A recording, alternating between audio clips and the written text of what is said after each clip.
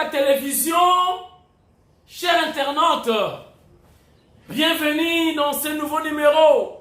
Boya Malamu, welcome, chaleur, chaleur, chaleur, chaleur. Déjà, joyeux Noël Nabino, nous sommes à la veille. Bonne année Nabino, partout, vous avez Tindika Télévision. Nazana Kinshasa. Déjà, bana ya Équateur, bon se préparer. Mokonzambo kaza jako se parfumer. Acha moi solamboa ya mnele azo kita na Équateur lelo. Donc Équateur en ébullition. Là, rapidement, clin d'œil à son excellence Eteni Longondo, l'homme à la Bakos, Ngambe Mobali, Mwana ya Ekanga, Docteur Oyo, Atuba Mundele Tonga. Chers internautes, information et belé dans l'émission Lelo. Nakoloba lisusu chapeau bas na Fachi Beton mfumu waditunga ngamoko conseiller na ye indépendant autoproclamé sans ordonnance sans salaire et ni flatterie. Déjà toza kotoyo ye azokende Équateur biso tozokende Bandundu na kwa mutu. Chers internautes, chapeau bas pourquoi? Pour Conseil de sécurité des Nations Unies, lever mesure, il y a notification ou bien contrôle, on peut dire, il y a armes. À tout moment, vous avez un embargo, embargo. Non, embargo, comme une notification. Et enfin, diplomatie à Fachi et fouti. Et puis merci là-bas à Bukavu, Lumbe, Bochaki Bata Monisco. Maintenant, diplomatie à Fachi et fouti biso. Balongoli, lever mesure, voilà. Il y a une notification, voilà. Et pas Mundele. Donc, Mundu qui n'a pas somi pour la sécurité, faut la Kisaka Mundele, faut Fukabela Mundele. Faut y appeler ça autorisation. Mundu kini nozanango. Nzambe asali grâce. Nanzela ya Fachi Beton. Makamwana isili. Et la France déjà va dire qu'on condamné, qu'on dénoncer comportement ya Kagame. Il y a vraiment évolution dans le sens où. Et na yango tindika en général. Ngamoko conseiller ya chef de l'État autoproclamé sans ordonnance.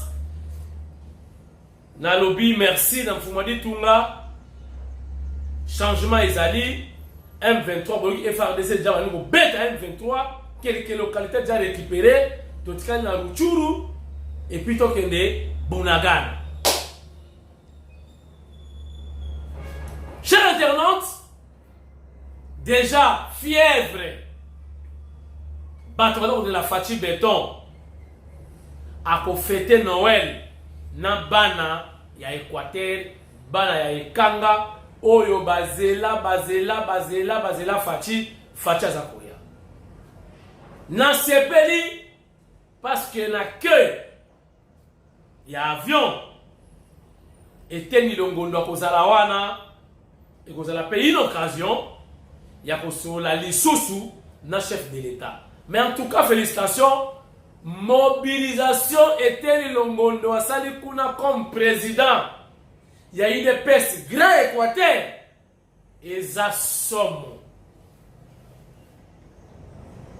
Eteni Longondo, l'homme à la Bakos, Ngambe Mobali, Mwana ya Ekanga, Botala, Oyo asali comme mobilisation na grand Équateur. Fachi Kobangati bako yamba yo ndenge zalaka ndenge bayamba mokonzi pondu koba taba ngulu na mbandaka ngulu eloko pamba donc nyonso wana bana Équateur ba kotikela yo nyama zamba bambisa kokaoka.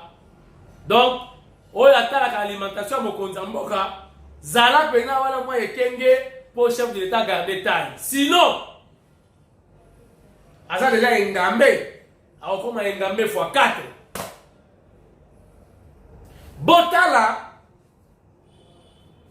ba preuve que Etienne Longondo a mobilisé pour la marée humaine et ça la vraiment réalité. Dans l'aéroport, ti esika chef de l'État a kovanda et qu'on a rendu noir, inondation ya batu. Mais bon, t'as l'avant-goût, hein? Ndenge makambu, ezako bongama na Équateur. Wana Etienne Longondo, ancien secrétaire général adjoint chargé à finance, à Ibate, à détournater. Botalaï.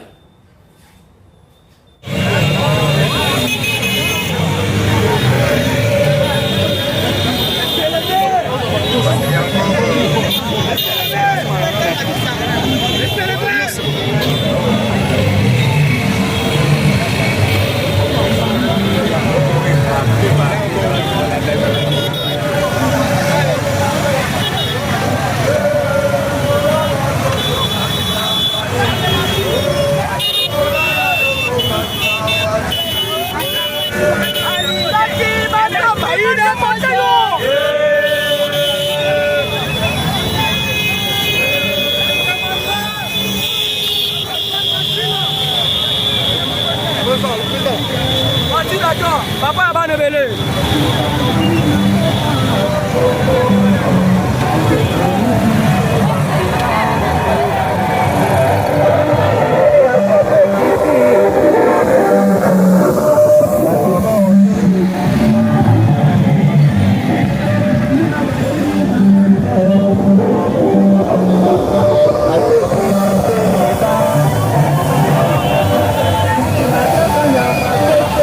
Mbandaka s'apprête à accueillir la 9e conférence de gouverneurs. Sur place, la conférence se déguste dans tous les coins et recoins. Les grandes affiches floquées de messages de bienvenue et d'espoir sont visibles un peu partout dans la ville pour annoncer déjà l'importance de l'événement et le soutien que les Mbandakais accordent au chef de l'État Félix-Antoine Tshisekedi Tshilombo qui va présider cette session. Toutes les forces vives de la province se mobilisent pour la réussite de cet événement, pareil dans les états-majors de partis politiques où tout est mis en marche pour accueillir chaleureusement le président de la République et personne ne veut rater ces grands événements. Le parti présidentiel, l'Union pour la démocratie et les progrès sociaux s'en mêle. Le chef de l'État demain va rencontrer cette population et il va parler à cette population parce que nous savons qu'il a encore de grands projets pour cette province qui vont se réaliser bientôt. Nous sommes en train de dire aussi à la population de lui donner un autre mandat pour qu'il puisse achever tous les projets qu'il a pour la province de l'Équateur. Également au rendez-vous, les partis politiques agissant pour la République des Guiluando. L'aéroport de Mbandaka enregistre depuis quelques jours plusieurs rotations d'avions transportant les délégations de 26 provinces de la RDC attendues à ses assises, comme celle de la gouverneure du Lualaba, Fifi Masuka Saini, arrivée aujourd'hui au chef-lieu de la province de l'Équateur. La mobilisation de cadres, militantes et militants de son parti, le FIDEC, Front des indépendants pour la démocratie chrétienne, Fédération des Mbandaka, était totale. La conférence de gouverneurs, ces assises qui se tiennent une fois l'an, est un cadre fédérateur d'échanges et de concertations entre le chef de l'État et les gouverneurs avec en leur tête le ministre de l'Intérieur et Sécurité autour de la politique à mener dans chaque province et sur la législation édictée pour le bien du pays.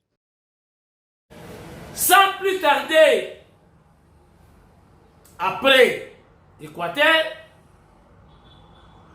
na kwa mutu pe bala ko préparer bala ko zela Nana Manuanina Kiumba Mfumubuku Moulonge Shiwa Kalasa, la princesse Océan. Ministre prêt, tout prêt, tout prêt du chef de l'État. Azokeni, double bazalaka kuna na Grand Bandundu. Kwa mutu et puis pas Kongila. Kuna nde kozala riche en image. Mais déjà équipe d'avance ezali kuna kwa mutu pour la réconciliation, retour ya paix na côté wa. Mais basango eza koya ya mabe na nzela ya gouverneur Rita Bola ke équipe eza kuna baosala musala na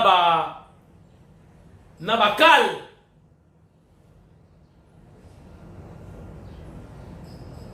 équipe eza kuna madame la gouverneur yeba kezali équipe basée en mission officielle envoyée par son excellence monsieur Félix Antoine Tshisekedi Tshilombo Fachi Beton baye na baventure te baye kosala kope te baye koluka pe ezonga soki oza pona pe Rita Bola oza obligé ya accompagner bango ya kosalisa bango que la paix ezala retrouver na côté ya kwa mutu na Grand Bandundu kuna oyo yali conflit entre bateke na baya.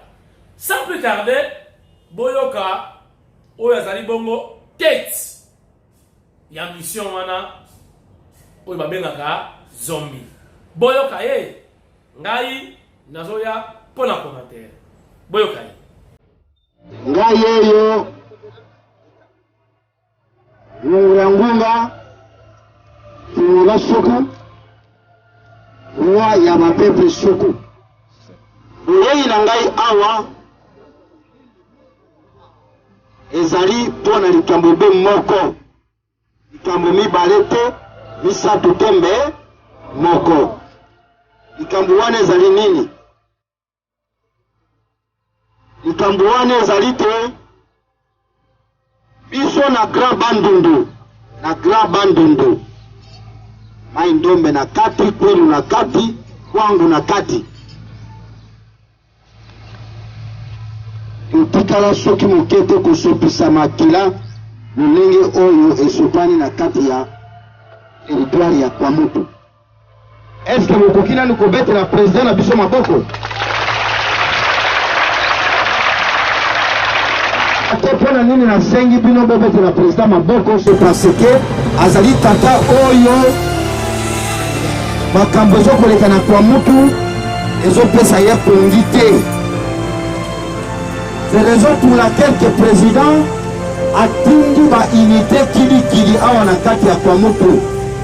Président a tindi kili boso ministre ya intérieur, président a tindi ba ministre kili, président a tindi ba policier, président a tindi ba soldat, mais président moni solution ezozwa mate. Comme azali mokonzi oyo sans bébé a conspiré le président de la République abengi ngai roi mini Congo atindi pe ngai alobi na ngai boye nalingi soki mokete nayoka lisusu makila na kwa mutu etangi.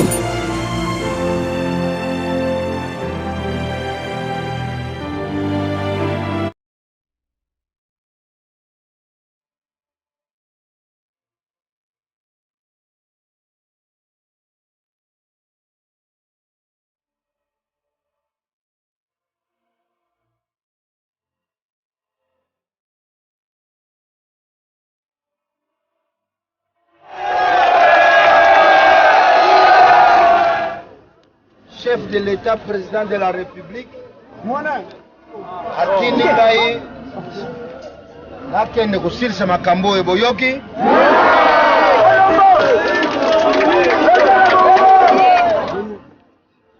bino bovivre na bilanga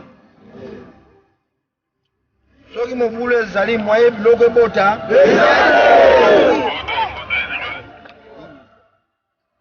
betu basuku bayaka bambala tozali batu moko na bandeko bateke tobalani toboti oyo eleki totika yango toyokani mokonzi ozongisa biso na bilanga olingi tozonga na bilanga papa toliaka na bilanga.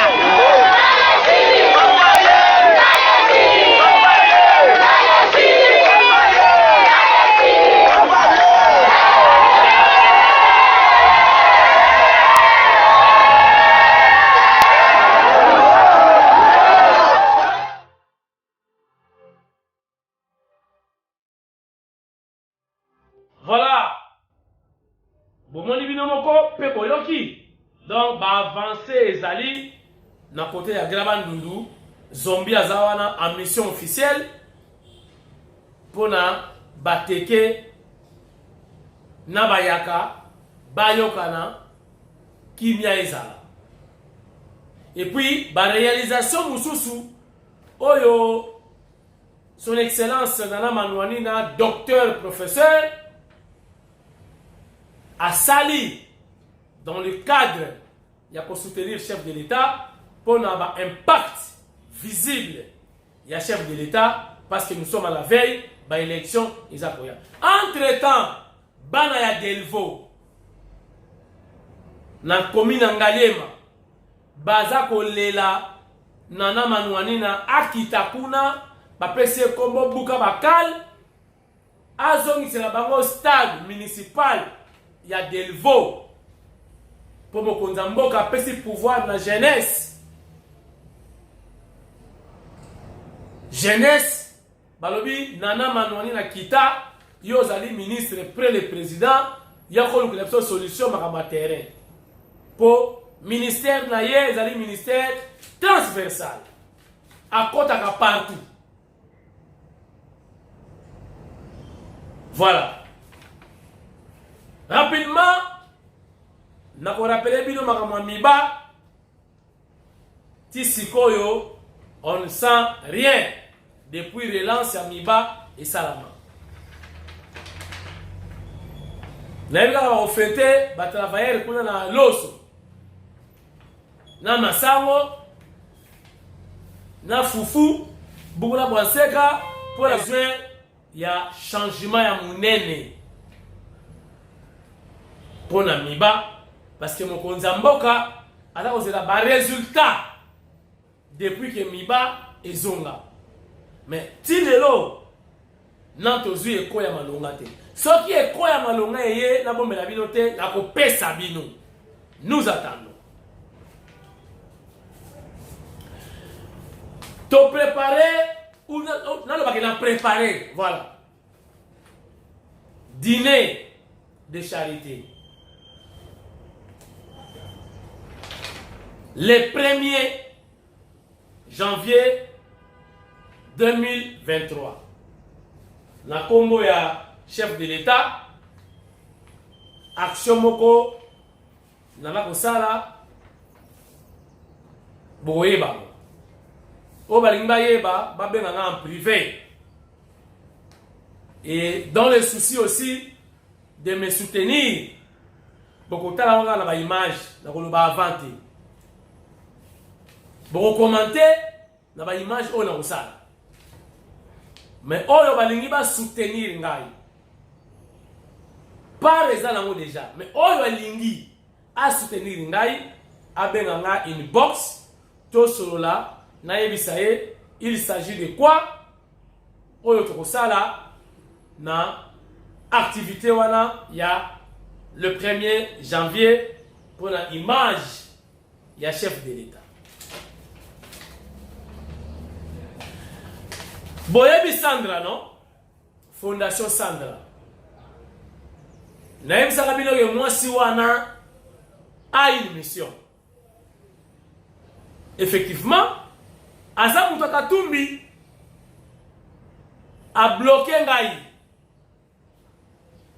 na beti ye biloko na fondation na yewana a kokita meli pema a bloqué pas tebele déjà a bloqué pengai na beti ye biloko sakanati bino pe po beta ye biloko loka azo vertige Fondation Sandra na Facebook. Botala ba publication na ye. Bon commenter ma bé penza, bon commenter ma bé. Comme ça bloquer biso tout. Nga ça bloqué na déjà. Pour ton soigner na ndenge ya kosakalati. Voilà, chers internautes, jeunesse, il y a ensemble, Basengi, ba ministre Nyonso, il y a union sacrée, ba démissionner. Voilà, bonne nouvelle. Le roi la kota na bango ba longwe, ba poste tikali, chef Abakissa, ba ministre, il y a UDPS na musala. Comme ça, yoka kolela ya mwana, et si là.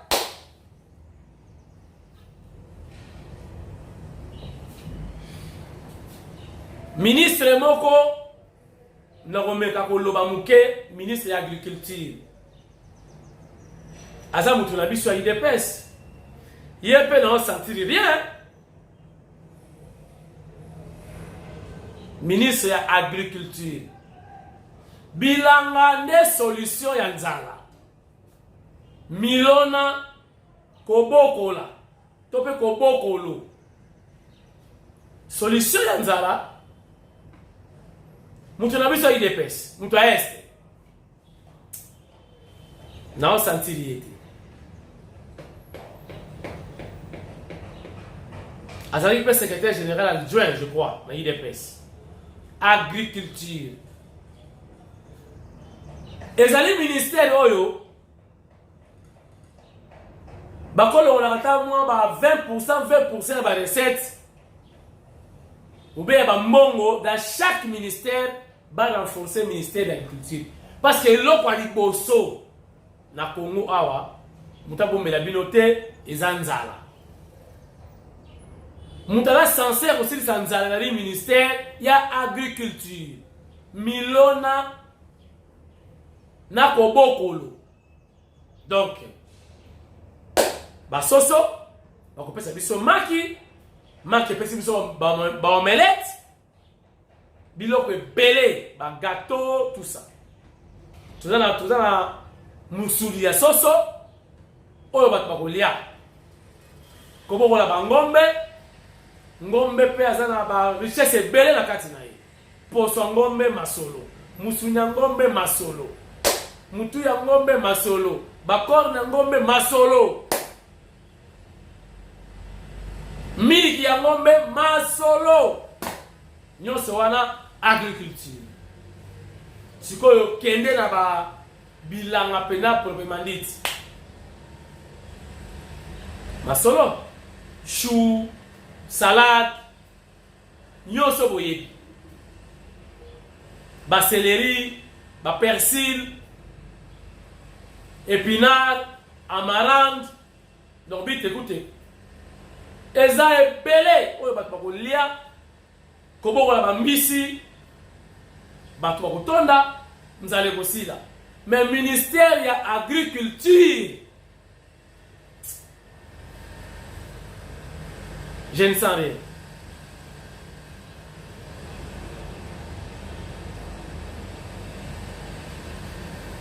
Merci. D'ici 4 du matin, Fatia de fêter Noël l'Équateur. Bisous to fêter na bateke na bayaka ensemble. Tokolia ensemble.